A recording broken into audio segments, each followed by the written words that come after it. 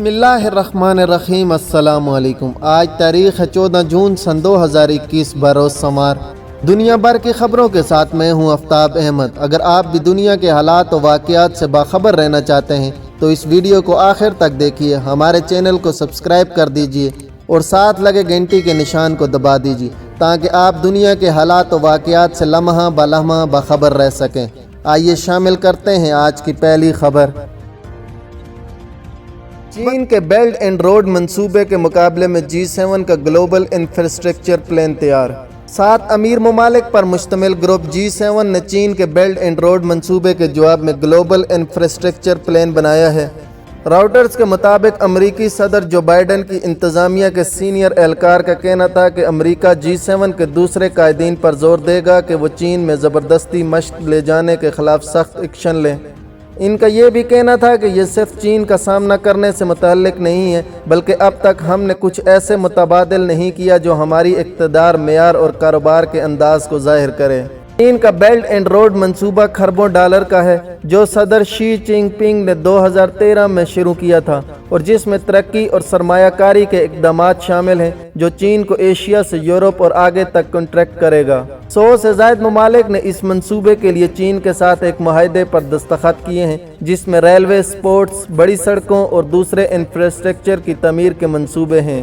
اعداد و شمار کے مطابق پچھلے سال کے وسط تک 3.7 کھرب ڈالر کے 2600 سے زائد منصوبے اس پروگرام میں شامل ہوئے۔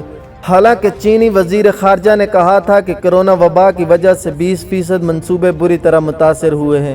امریکی صدر جو بائیڈن نے مارچ میں کہا تھا کہ انہوں نے برطانیہ کے وزیر اعظم بورس جانسن جو G7 کے سربراہی اجلاس کی میزبانی کر رہے ہیں کو تجویز دی ہے کہ جمہوری ممالک کو اس منصوبے کے مقابلے میں اپنی اسکیم تیار کرنی چاہیے۔ امریکی اہلکار کا کہنا تھا کہ اب تک مغرب چینی حکومت میں شفافیت کی کمی، ماحولیاتی اور مزدوری کے لحاظ سے ناقص معیار اور جابرانہ انداز کے حوالے سے مثبت متبادل پیش کرنے میں ناکام رہا ہے جس نے کئی ممالک کو برے حالات میں دھکیلا۔ ان کے مطابق ہم G7 پارٹنرز کے ساتھ گلوبل انفراسٹرکچر پروگرام کا اعلان کرنے جا رہے ہیں جو صرف بیلٹ اینڈ روڈ کا ہی متبادل نہیں ہوگا۔ مذاکرات میں امریکی صدر بائیڈن دوسرے قائدین پر زور دیں گے کہ وہ واضح کریں کہ جبری مشقت انسانی وقار کے منافی اور چین کی غیر منصفانہ معاشری مسابقت کے ایک قابل مذمت مثال ہے اور دکھائیں کہ وہ انسانی حقوق کے تحفظ کے لیے سنجیدہ ہیں۔ اہلکار نے اتوار کو سربراہی اجلاس کے آخر میں جاری اعلامیے کے حوالے سے بتایا کہ ہم سناگیا جیسے علاقوں پر زور دے رہے ہیں جہاں پر جبری مشقت لی جا رہی ہے اور یہاں ہم نے G7 کی حیثیت سے اپنے اقتدار کا اظہار کرنا ہے۔ نتن یاہو کی 12 سالہ حکومت کا خاتمہ، نفتالی بینٹ وزیر اعظم منتخب۔ اسرائیلی پارلیمنٹیرینز اتوار کو نئی اتحادی حکومت کی تشکیل کی منظوری دی جس کے ساتھ وزیر اعظم بنیامین نتن یاہو کے 12 سالہ اقتدار کا خاتمہ ہو گیا۔ فرانسیسی خبر رساں ایجنسی AFP کے مطابق اتوار کو 120 ممبران پر مشتمل اسرائیلی پارلیمنٹ کے 60 ممبران نے نفتالی بینٹ کو وزارت عظمیٰ کے لیے ووٹ دیے جبکہ 59 ووٹ ان کے خلاف پڑے۔ ایک ممبر نے ووٹنگ میں حصہ نہیں لیا۔ اسرائیلی پارلیمنٹ نسیٹ کا اجلاس مقامی وقت کے مطابق شام 4 بجے شروع ہوا جس سے بینٹ، لپید اور نتن یاہو نے ووٹنگ سے قبل خطاب کیا۔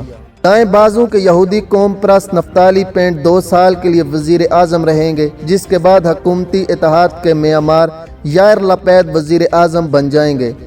پارلیمنٹ میں شکست سے چند لمحے قبل نتن یاہو نے کہا کہ یہ ہمارے مقدر میں ہے کہ ہم اپوزیشن بینچوں پر بیٹھیں اور ہم اپنے سر فخر سے بلند کر کے ایسا کریں گے اور ہم اس بری حکومت کو گرائیں گے اور حکومت کو دوبارہ قیادت کرنے میں کامیاب ہو جائیں گے۔ خیال رہے کہ رشوت، فراڈ اور اعتماد کو ٹھیس پہنچانے کے الزامات کا سامنا کرنے والے نتن یاہو نے اسرائیلی سیاست کو نیا رخ دیا ہے۔ نتن یاہو جسے ان کے حامی پیار سے کنگ بی بی پکارتے ہیں جبکہ ناقدین انہیں کرائم منسٹر کہتے ہیں، اسرائیلی سیاست کا ایک بااثر مگر تفکرانہ انگیز کردار ہیں۔ پارلیمنٹ میں ووٹنگ کے فوراً بعد نتن یاہو کے مخالفین تل ابیب کی راہن سکور میں جشن بنانا شروع کر دیا جنہوں نے بائے بائے بی بی کے پلے کارڈ اٹھا رکھے تھے۔ قبل ازاں سنیچر کی رات کو 2000 کے قریب مظاہرین نتن یاہو کی ممکنہ روانگی کا جشن منانے کے لیے 71 سالہ وزیر اعظم کی سرکاری رہائش گاہ کے باہر جمع ہو گئے تھے۔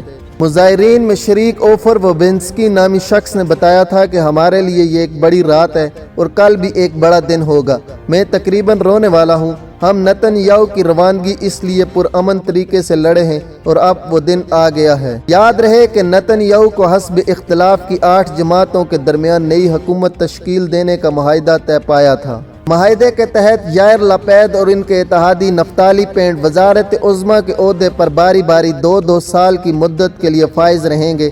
بینٹ پہلے 2 سال جبکہ لپید آخری 2 سال کے لیے وزیر اعظم کا عہدہ سنبھالیں گے۔ تاریخی معاہدے میں ایک چھوٹی جماعت اسلامی دی یونائٹڈ عرب بھی شامل ہے، جو مخلوط حکومت کی تشکیل کی حمایت کرنے والی پہلی عرب پارٹی ہے۔ جمعے کو دائیں بازو کی یمینہ پارٹی نے اعلان کیا تھا کہ معاہدے پر دستخط کر دیے گئے ہیں اور اسے اسرائیلی پارلیمنٹ نسیٹ کی سیکریٹریٹ میں جمع کروا دیا گیا ہے، جس کے بارے میں نفتالی بینٹ کا کہنا ہے کہ ان سے سیاسی بحران کا خاتمہ ہو جائے گا۔ بینٹ کا کہنا تھا کہ ہم ایک ساتھ مل کر کام کریں گے اور مجھے یقین ہے کہ ہم کامیاب ہو جائیں گے۔ نتن یاہو نے اس نئی حکومت کے اتحاد کو اسرائیل کی تاریخ کا سب سے بڑا فراڈ قرار دیا تھا۔ اسرائیل کے صدر رووین ریولن نے 5 مئی کو حسب اختلاف کے رہنما یائر لپید کو نئی حکومت بنانے کی دعوت دی تھی۔ اس سے قبل بنیامین نتن یاہو کو مخلوط حکومت بنانے کے لیے 28 روز کی مہلت دی گئی تھی، تاہم وہ حکومت بنانے میں کامیاب نہیں ہو سکے تھے۔ اگلی خبر ہے کہ چین کا G7 کو انتباہ، چھوٹے گروپ دنیا پر حکمرانی نہیں کرتے۔ چین نے 7 ممالک کے گروپ G7 کو واضح طور پر منتبہ کیا ہے کہ وہ دن ختم ہو چکے ہیں جب چھوٹے ممالک کے گروپ دنیا کی قسمت کا فیصلہ کرتے تھے۔ برطانوی خبر رساں ایجنسی راؤٹرز کے مطابق چین نے اتوار کو اپنے اس بیان کے ذریعے امیر ترین جمہوریتوں کو نشانہ بنایا ہے جنہوں نے بیجنگ کا مقابلہ کرنے کے لیے گٹھا کام کرنے کی کوشش کی ہے۔ چین کے ایک سرکردہ عالمی طاقت کی حیثیت سے دوبارہ سامنے آنے کو سن 1991 میں سوویت یونین کے زوال، جس نے سرد جنگ کا خاتمہ کیا، کے ساتھ حالیہ وقتوں کے سب سے اہم جغرافیائی سیاسی واقعات میں سے ایک سمجھا جاتا ہے۔ لیکن چین کی عالمی طاقت کے طور پر واپسی نے امریکہ کو پریشان کر دیا ہے۔ صدر جو بائیڈن نے چین کو بنیادی اسٹریٹجک حریف قرار دیا ہے اور انہوں نے چین کی معاشی بد انتظامی کا مقابلہ کرنے اور انسانی حقوق کی خلاف ورزیوں کے پیچھے دھکیلنے کا عزم کیا ہے۔ تاہم لندن میں چینی سفارت خانے کے ترجمان کا کہنا ہے کہ وہ دن ختم ہو چکے ہیں جب عالمی فیصلے چھوٹے ممالک کا ایک گروہ کیا کرتا تھا۔ ہمارا ہمیشہ سے یقین ہے کہ تمام ممالک چاہے وہ بڑے یا چھوٹے ہوں، مضبوط یا کمزور ہوں، غریب یا امیر ہوں، برابر ہیں اور دنیا کے معاملات تمام ممالک کی مشاورت سے چلائے جانے چاہیے۔ چینی ترجمان کا مزید کہنا تھا کہ واحد جائز عالمی نظام اقوام متحدہ کے اصولوں پر مبنی بین الاقوامی آرڈر ہے، نہ کہ چھوٹے ممالک کے واضح کیے گئے نام نہاد حصول۔ G7 جس کے رہنما جنوب مغربی برطانیہ میں ملاقات کر رہے ہیں، گزشتہ 40 سالوں میں چین کے شاندار معاشی عروج کے بعد صدر شی جن پنگ کی بڑھتی خود اعتمادی کے خلاف کسی مشترکہ لائحہ عمل کی تلاش میں ہیں۔ G7 ترقی پذیر ممالک کو ایک انفراسٹرکچر اسکیم پیش کرنے کا منصوبہ بنا رہا ہے جو صدر شی جن پنگ کے اربوں ڈالر کے روڈ اینڈ بیلٹ منصوبے کا مقابلہ کر سکتی ہے۔ اگلی خبر ہے کہ امریکی ریاست ٹیکساس میں مسلح افراد کی فائرنگ، 14 افراد زخمی۔ امریکی ریاست ٹیکساس کے معروف شہر آسٹن میں 2 مسلح افراد کے ایک دوسرے پر فائرنگ کے تبادلے کے دوران 14 افراد زخمی ہو گئے۔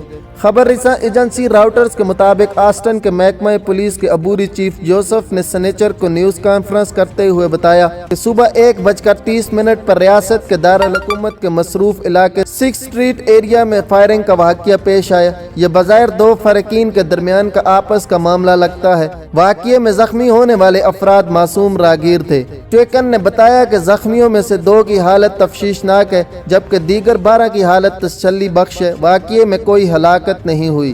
آسٹن پولیس ڈپارٹمنٹ کی جانب سے سنیچر کی شام کو جاری بیان میں بتایا گیا کہ ملزمان میں سے ایک کو ٹاسک فورس کی مدد سے گرفتار کر لیا گیا ہے جبکہ دوسرے کی گرفتاری کے لیے تلاش جاری ہے۔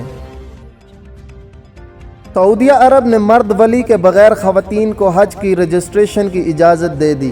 سعودی عرب کی وزارت حج و عمرہ نے خواتین کو اجازت دی ہے کہ وہ حج کے لیے خود کو مرد ولی کے بغیر رجسٹر کروا سکتی ہیں۔ اس سال حج کے لیے رجسٹریشن کروانے والی خواتین وومن لیگ کا حصہ ہوں گی۔ اس سال کرونا وائرس کی وجہ سے حج کو محدود کیا گیا ہے، جہاں صرف سعودی شہری اور سعودی رہائشی حج کی شہادت حاصل کر سکتے ہیں۔ वजारत हज की जानिब से 3 दर्जों में हज पैकेज को तकसीम किया गया है जो सहूलियात और अखराजात की बुनियाद पर है। पहली कैटेगरी 12,113 रियाल, दूसरी कैटेगरी 14,331 रियाल और तीसरी कैटेगरी 16,560 रियाल पैकेज पर है। सऊदी अरब ने मुतवातिर दूसरे साल गैर मुल्कियों के लिए हज की पाबंदी लगाई है और सिर्फ वो अफराद जिनकी उम्रें 18 साल से 65 साल के दरमियान हैं और जिनको कोई मौलिक बीमारी लाहक नहीं, वो सऊदी शहरी और रिहायशी ही हज अदा कर सकेंगे। ये थी आज की अहम खबरें। आप तमाम अहबाब के कीमती वक्त का बहुत शुक्रिया। अगर आपके ज़हन में कोई भी सवाल हो तो आप हमें कमेंट बॉक्स में पूछ सकते हैं। अपना और अपने इर्द गिर्द के लोगों का बहुत सा ख्याल रखिएगा। मुझे दीजिए इजाज़त। अल्लाह नेगबान।